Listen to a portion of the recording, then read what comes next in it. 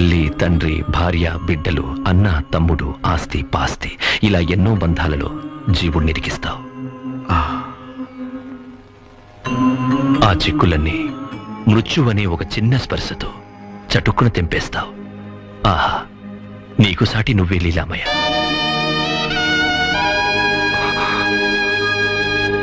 స్వామి, నీకంటే నీరా? నా లీలలే నాకు గుర్తు చేసి కంట తడిపెట్టేలా చేస్తూ